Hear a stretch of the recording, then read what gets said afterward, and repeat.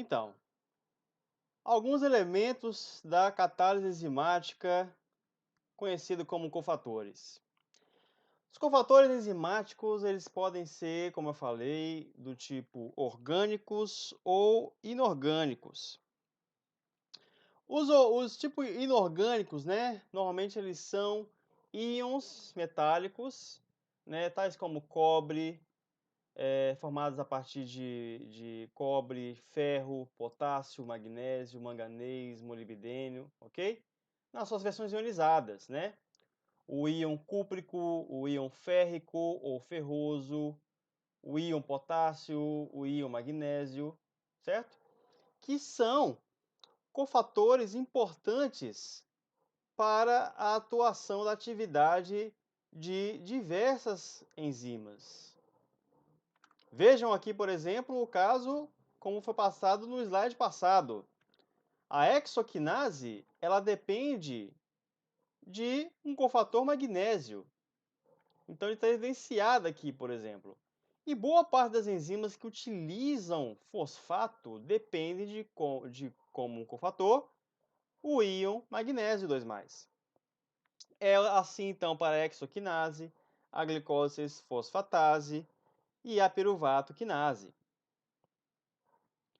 Já os cofatores orgânicos, também conhecidos como coenzimas, eles são bastante diversos também, principalmente em termos estruturais, como é o caso da tiamina pirofosfato, que contém também o íon fosfato na forma de pirofosfato e a tiamina, a flavina adenina dinucleotídeo, a nicotinamida adenina dinucleotídeo, a coenzima A. Essas coenzimas maduras são derivadas de precursores providos da dieta de mamíferos, né? Eles são coenzimas importantes para a atuação de enzimas em mamíferos, por exemplo. A tiamina ou a vitamina B1 é o precursor da tiamina pirofosfato. A riboflavina ou vitamina B2 é o precursor da flavina adenina dinucleotídeo. O ácido nicotínico ou a niacina é o precursor da nicotinamida adenina dinucleotídeo. Ou seja, as vitaminas, boa parte das vitaminas, as tão famosas vitaminas que nós conhecemos, são nada mais do que precursores dietéticos de várias coenzimas, de vários cofatores orgânicos que atuam para atuar, que atuam na função de auxiliar a atividade catalítica de várias enzimas. E essas coenzimas, esses cofatores orgânicos, atuam em diversas funções, como por exemplo a transferência de grupos aldeídos, transferência de elétrons, transferência de íons hidreto, um átomo de hidrogênio que está somado a 2 elétrons, transferência de grupos acila, dentre diversas outras funções, não apenas de transferência de grupos. Bom, como todas as proteínas, as enzimas são suscetíveis à variação da sua estrutura e função de acordo com cada pH e temperatura ambiente ao qual elas possam estar inseridas. Como é o caso, né, do efeito do pH, em que o pH, a variação de pH, né, do potencial hidrogênio iônico, né, sobre a enzima, irá acarretar em variações no estado de ionização de certos componentes do sistema, ao qual, né, a enzima está inserida. Como é o caso, por exemplo, de grupos R, né, grupos laterais, de aminoácidos, de resíduos de aminoácidos que estejam presentes em determinadas regiões de estrutura terciária e quaternária dessa proteína.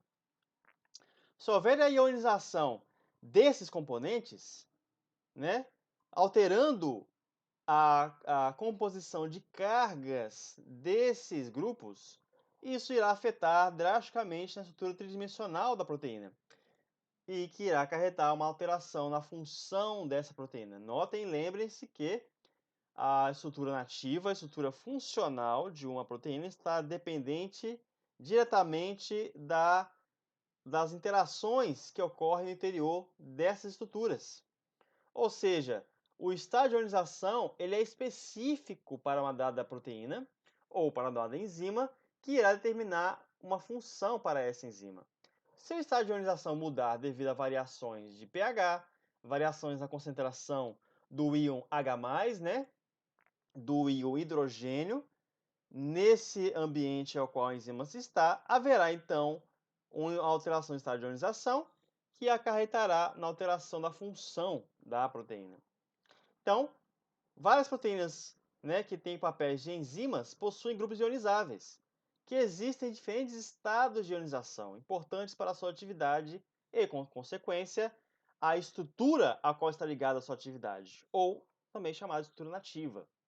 Então, nós temos aqui dois gráficos, né, em que nós temos o logaritmo da velocidade inicial de catálise dessas enzimas, a pepsina e a glicose 6-fosfatase, em que é dado uma escala logarítmica justamente pela alteração em termos exponenciais, tá, gente?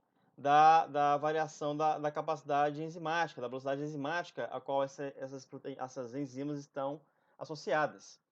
Então, a variação do pH provoca necessariamente uma variação na velocidade de catálise dessas enzimas.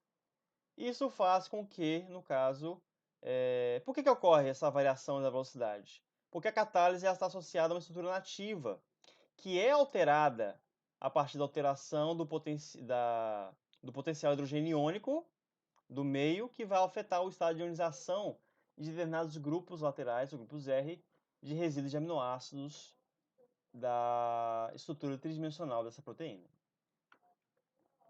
A temperatura irá variar a atividade, né, a função de uma dada enzima a partir de dois efeitos globais, de modo geral. A taxa de ocorrência de variação varia devido às variações de energia cinética das moléculas em reação.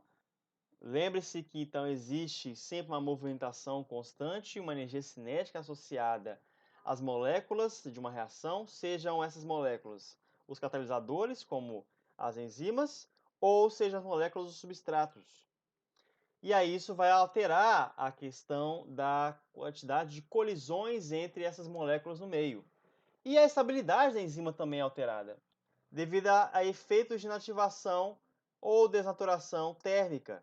Pois, como eu falei, as variações de energia cinética elas ocorrem não somente para as moléculas como um todo, mas para os componentes que formam as moléculas. Os resíduos de aminoácidos no interior das estruturas tridimensionais dessas proteínas. Isso faz com que ocorram processos de aproximação e de afastamento de grupos no interior da estrutura tridimensional das proteínas, das enzimas. Isso faz com que ocorra eventualmente uma desnaturação ou inativação da função devido a variações de energia cinética, ou seja, variações térmicas. Aqui o caso aqui é exemplificado, né? Nesse gráfico, a variação de temperatura provoca uma variação na atividade da enzima. Em um primeiro momento, a variação é positiva até uma certa temperatura, em que após essa temperatura, o efeito é negativo, fazendo com que ocorra um decréscimo da atividade, um decréscimo da capacidade de catálise a partir da enzima. Bom, as enzimas apresentam diversas aplicações, sejam na área médica, sejam na área de engenharia química, bioquímica de alimentos, na agricultura e também na biologia molecular. Nós temos aí agora exemplos, né, muito frequentes, como por exemplo as testagens, as famosas testagens para rastrear, rastrear indivíduos contaminados em populações, né?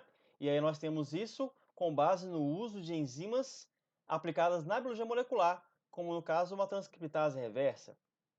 Então, na área médica, nós podemos utilizar enzimas para determinar casos de doenças, como doenças genéticas, diagnóstico e prognóstico de doenças, né, como doenças causadas por vírus, como eu falei, tratamento de doenças genéticas ou adquiridas, dentre outras diversas aplicações. Então, as aplicações podem vir para diferentes produtos, E diferentes produtos terão diferentes enzimas, né? Detergentes podem possuir proteases, combustíveis podem possuir amilases, alimentos podem possuir uma diversidade imensa de hidrolases, como proteases, amilases, lactases. Bebidas podem ser feitas a partir de diversas hidrolases, como amilases, beta-glucanases. Do ramo têxtil também pode ser utilizado enzimas como celulases, que vão quebrar celulose, amilases, que vão quebrar amido. Higiene pessoal e beleza também, que é uma aplicação realmente mais recente, também pode ser utilizado enzimas, como no caso as peroxidases, tá? Que pode atuar, por exemplo, na limpeza de ambientes. Bom, então, no século XX, no caso, nós temos diversos exemplos, né? Mas antes disso, nós temos ainda o início dos estudos com enzimas a partir do começo do século XIX, né? Na verdade, entre meados do século XIX, em 1800, 1850. Então aí nós tínhamos poucas enzimas identificadas até o momento, mas aí se dava o início dessa era em que se tornou então a era da enzimologia, né? A partir ali de meados no meio do século XIX. Até então se utilizava o sufixo "ase", o sufixo que era adicionado ao nome do substrato, tá? Em que enzimas que hidrolisavam, por exemplo, gorduras, de modo geral, né, gordura do grego lipo, né, lipo no grego, era dado então o nome de lipases. O amido, o substrato amido, amilo no grego, era dado o nome então de amilases, as enzimas que degradavam o amido. Proteínas, de modo geral, proteinases, né, ou proteases. Outros nomes arbitrários também apareceram, como é o caso da tripsina e pepsina, que são ditas proteases. E já no século XX, com a consolidação do estudo da enzimologia, né, do estudo das enzimas, muitas enzimas foram descobertas. E aí se criou uma associação internacional, né, uma União Internacional de Bioquímica, que então deu-se o nome, deu-se uma nomenclatura específica para diversas enzimas, com base numa comissão especializada na nomenclatura de enzimas. E aí, no caso, então, nós temos essa nomenclatura básica. Então, nós temos de número de 1 até 6, né? Que correspondem às classes de enzimas, certo? E essas classes de enzimas, no caso, podem ser do tipo oxirredutases, transferases, hidrolases, liases, isomerases ou ligases, dependendo do tipo de reação catalisada. Reações, por exemplo, de transferência de elétrons, íons de hidreto, átomos de hidrogênio. Reações de transferência de grupos, como é o caso da transferência de grupos fosfato. Reações de hidrólise, transferência de grupos funcionais para água, né? Ou utilizando água para hidrólise, para a quebra. Adição de grupos a duplas ligações, formação de duplas ligações por meio de relação de grupos, né? Promovido por liases. Isomerases, em que ocorre um rearranjo de grupos dentro de uma mesma molécula para a formação de isômeros. Isômeros esses que podem ser isômeros ópticos, ou isômeros constitucionais, ou isômeros químicos, né, de modo geral. E ligases, formação de ligações do tipo carbono-carbono, carbono-enxofre, carbono-oxigênio, carbono-nitrogênio. Ok? Isso, então, nós temos um exemplo. Um exemplo como é o caso pela União Internacional de Bioquímica, né? A ATP glicose fosfatransferase, que catalisa a reação de transferência de grupo fosfato para moléculas de glicose, formando ADP e D-glicose 6-fosfato. Pela nomenclatura internacional, né, da Comissão de Enzimas, né? A numeração seria essa: 27112, 2 a classe transferase, 7 subclasse fosfotransferase, 1 da subclasse, subclasse, né? Fosfatransferase, que utiliza o grupo hidroxila como receptor, E um indica que a glicose é esse aceptor, o aceptor do glufosfato. Em termos mais genéricos, nós podemos denominar essa enzima como a hexoquinase. Ou seja, a hexoquinase, ela tem essa nomenclatura, de acordo com essa comissão de enzimas, né, da União Internacional de Bioquímica, mas ela é comumente chamada apenas de hexoquinase. Então aqui nós temos a parte de diagrama de coordenada de reação enzimática.